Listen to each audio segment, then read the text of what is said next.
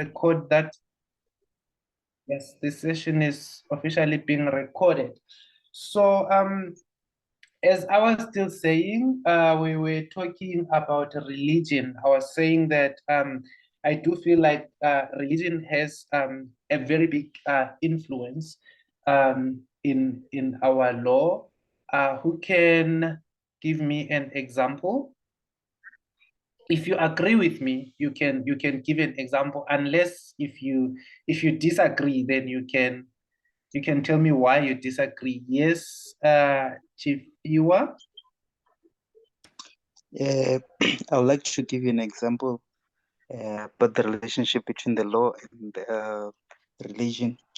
My example will be of a Christian religion where there's a commandment which says, do not murder. And in law, if you murder someone, it's considered um, as crime. So according to me, that is the relationship.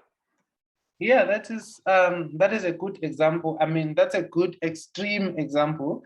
And then there is also a simple example that you could probably use, like stealing.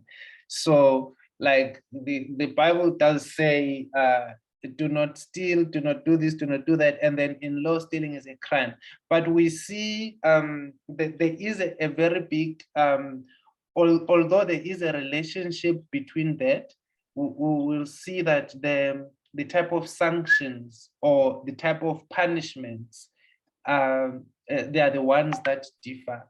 Because in law, when you steal, what happens? You either go to prison, and then in religion, when you steal, who gives the punishment? In Christianity, we believe that if you commit a sin, you're gonna go to hell. That's where the difference is. So in religion, like in most religions, you will find that although there is a relationship between the law and the religion, however, the sanctions differ. Because in law, if you steal, you're obviously going to get arrested and then you're going to go to jail. But in religion, when you steal, you'll be like, oh my gosh, I'm going to go to hell. And then that takes us to the individual morality. Who can give me an example of individual morals?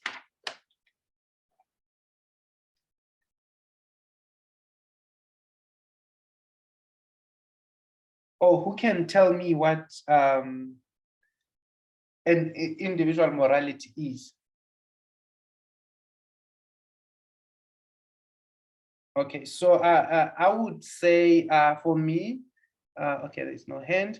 Okay, so for me, I would say morality it's like an individual self-image or self-fulfillment, maybe self-perfection in issues where you have maybe a private conflict between yourself and your conscience, to say, I cannot do this because I'm going to feel bad, I cannot be rude to this person because they will feel bad. That's individual morality. You set your own standards and say, I can't do this because of this, not because you're going to be arrested or you're going to be sanctioned or you're going to be punished, but because you feel you're going to feel bad. So that's individual morality. You set your own standards and say, okay, this is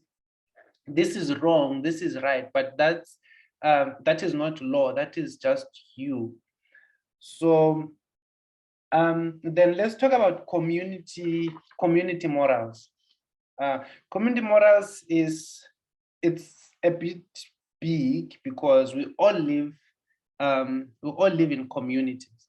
So there is certain morals and standards that we are expected to. So sometimes, even if it's not even if it's not the laws for the country or whatever, but there's certain morals around different communities.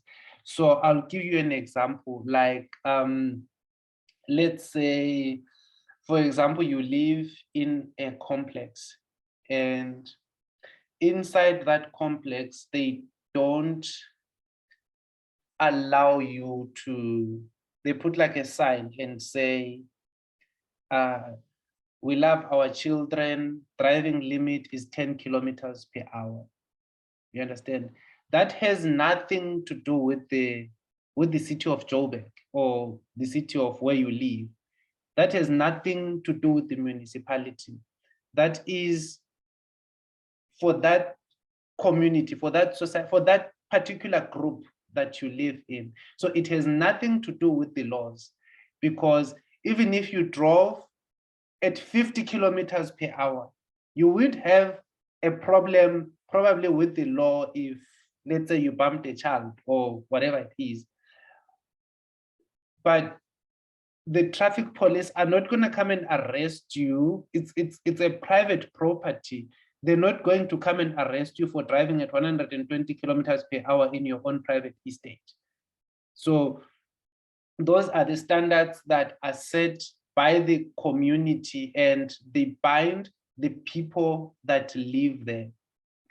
So I don't know if that is a perfect example. Does anyone has an example for me?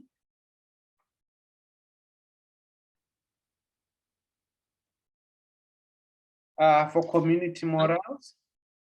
Yes, I would say like in the villages, the laws are quite different from the you know, not only urban areas, but from tribe to tribe. For example, in a certain villages, for example, a woman cannot, I'm just saying, it's not allowed to drive a car, for example. Whereas in the city, it's normal. Every women are driving. You know, I'm just saying something off the cuff. Yeah, that is a good example. That is a very, very good example, because there is a lot of examples. Like if you think outside the box, you will see that in certain communities or in certain areas, like you say, in the villages, if a lady's dresses, maybe they wear miniskirt or something like that, they're probably going to be called names, or sometimes they'll be maybe taken to these meetings to be like, hey, this one is, you know, they're disrespecting themselves, or they're disrespecting men, something like that. Those are community morals. It's something. Yeah, go ahead. Yeah, there's a perfect example. In our country, Namibia, in the northwest, we have what we call overhimbas. They are a tourist attraction. They don't wear clothing. You know, their skin is like reddish, and even everything is just bare, because that's just their culture. Even if they come to the city as tourist attractions, that's how they are. But in my community, I can't do it. But in their community, wearing clothes is an offense. Yeah. That's a very good example. So you will see that the examples are endless, and they do affect people in a certain way that sometimes the law might not interfere with it. We're going to speak about that. That falls under customary law, but we're going to talk about it some other time. But sometimes if maybe people's rights are violated, that's when the law can actually interfere if their rights are violated. So I'm going to ask you guys to read on in fact, not read, but maybe to I'm not sure what page it is on the textbook, like to write like a short summary on religion, individual morals, and community morals. So we can I'll create a platform where you can send that, and then we can have a look at it, and then we can discuss it as a group, and then you can just finish off the first chapter. I know we didn't cover everything. There's still functions of law in a society. You can just read on that as well. And then it will be some kind of an exercise that we're going to do. I'm not sure when I'm seeing you guys again. But I will try and make more sessions, because yesterday there's a lady who raised a point whereby we're starting from the beginning so that we can accommodate everybody. So everything that we didn't cover today, you can read on it, and then I'll post some questions on the group, then we can work on them. And then before we start on chapter 2, we're just going to do a recap of what we did and a recap of what you guys did. I'll try to make the sessions longer as well. So it's mostly on religion, individual morality, and community morals. So that is under the concept of law and morality. So you can finish off reading on that, and then we can move on from there next week. Does anybody have a question? Questions.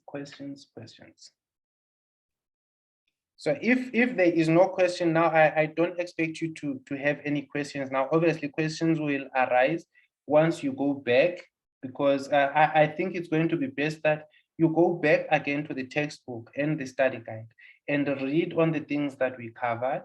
You will see that there's a lot of things that we didn't cover, because if we try to cover almost everything, then we're going to have a problem of time. So you go back and read on the things that we covered, and then you can probably jot down some questions there if you have, and then you can send them through.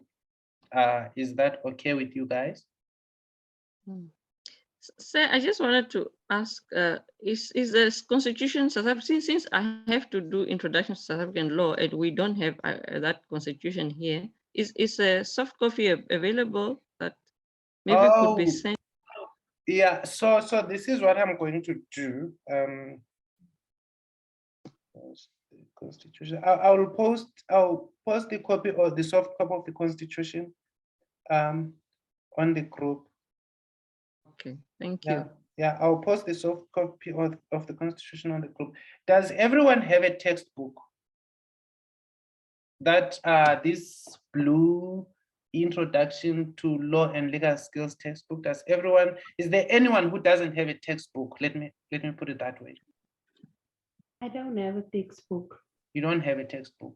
So I will Precious, do you have a textbook or not?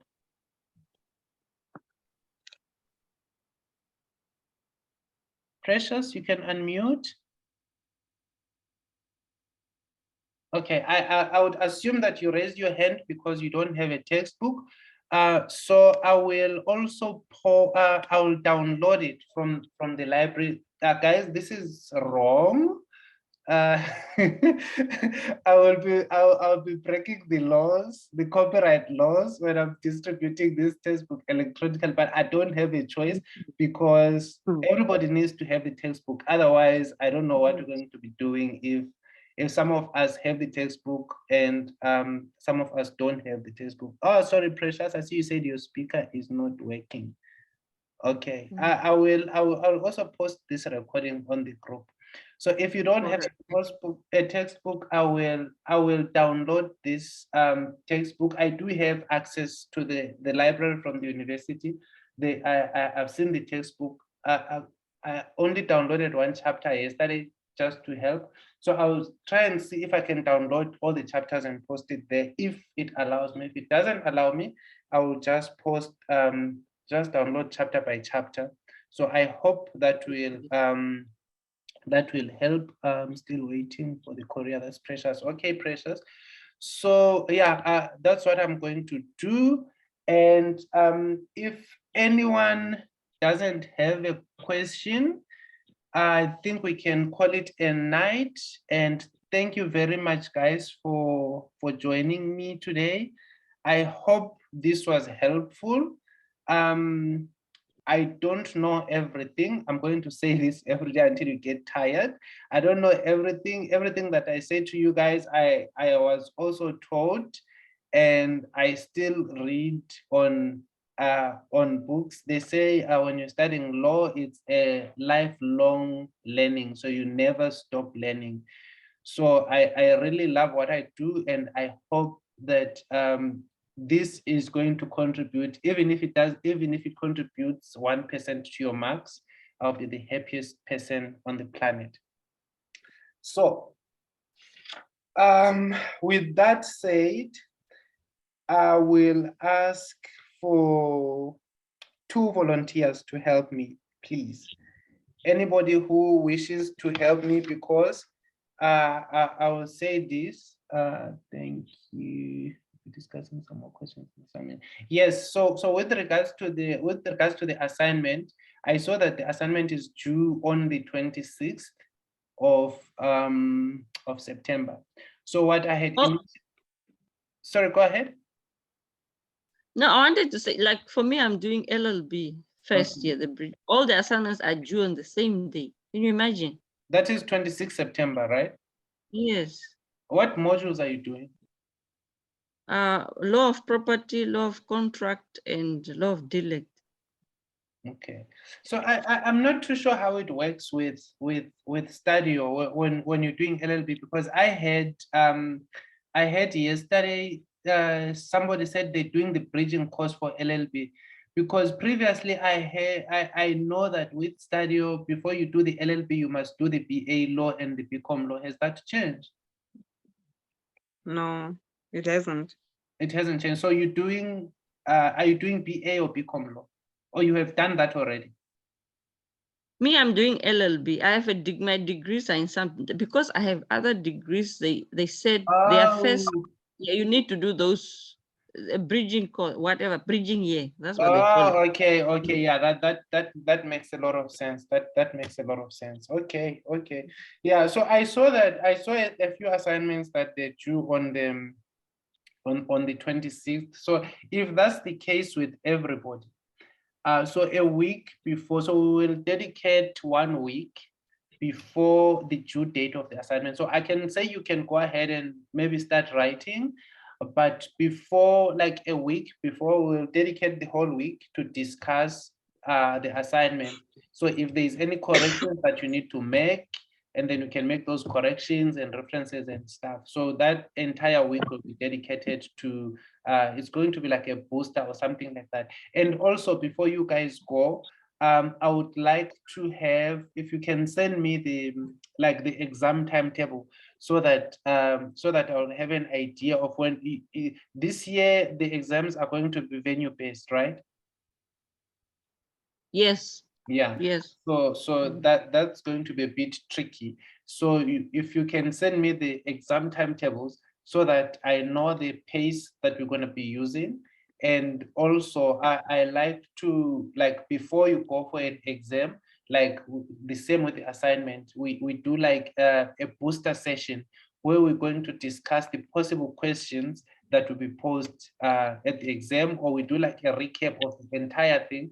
But the best way to study for the exam is to look at the study outcomes. The study outcomes, they look like questions, like when they say, like these module outcomes that I did, it says motivate an opinion on what the law is and what is meant by the concept of law and rule of law. So most of the questions usually come from there. So with regards to you guys, your questions will be structured in a way that they say, I had that open, where they say define, discuss, describe, something like that. So all those things, they require you to answer questions in a certain way. So when they say list, they don't mean that you need to discuss or describe. So when they say list, then you just need to list and just leave it there. And when they say define, you know that they just need a definition. You don't need to waste your time and tell them a story. Only when they say discuss, then you can know that that is the type of question that needs you to maybe give examples, like have a discussion, and make sure that the person that is marking they understand what you're trying to say. So I don't know where I was. Sorry, do you, yeah. do you have the study guide of Stadio? Information introduction to essay law. Yes, I have. Oh, okay. Yeah, I have it. It's what I was trying to open now, just to show you their module outcomes. So like here they say like the exit level outcomes, you're going to you need to be able to define and describe the term law, to analyze the post-apartheid apartheid legal order, analyze, discuss, and contextualize the historical functions of law. I think we're going to discuss the functions of law on the next or on our next session. And then you will also see so I think going forward, we will look at we will use the study guide, like we'll use this exact study guide to guide us as to what we need to focus on, because they're not going to test you on anything that is not on the study guide. It might be structured differently, but everything will be the same, or it might be phrased differently. Yeah. So yeah, so I need help, guys. I need 2 people that can be able to help me, like especially with that WhatsApp group and some admin stuff. If anybody wants to help, you can maybe send me a message, and then if I've already have the 2, then I can we can just take it from there. But for now, I just need 2 people that can be able to assist me, if that is okay. Because I get a lot of messages when I'm not around, and then some people will be like, hey, can you please add so-and-so person? And sometimes if I don't respond quickly, they probably feel like maybe I'm ignorant or something. So if anybody who's going to be able to help, maybe to admit people and maybe to respond to the messages, can make you an admin, and then that would be very, very helpful, so that everybody can benefit, because I do understand the struggles that come with distance learning. I have been there. If there is no questions, guys, let's call it a night. You can all go and rest. You must have had a long day at work. And then we'll have the next session next week. If it does happen that we want to throw in another session on a weekend, I'll let you guys know in advance. Thank you so much. I hope this session was helpful to you guys. If you have any questions, please send them to me at any time. You can send them on WhatsApp, and then, or you can send it to me via email. Thank you so much, and have a good evening. I see your hand is up, Fifi. No, it's a mistake, sorry. Okay, no problem.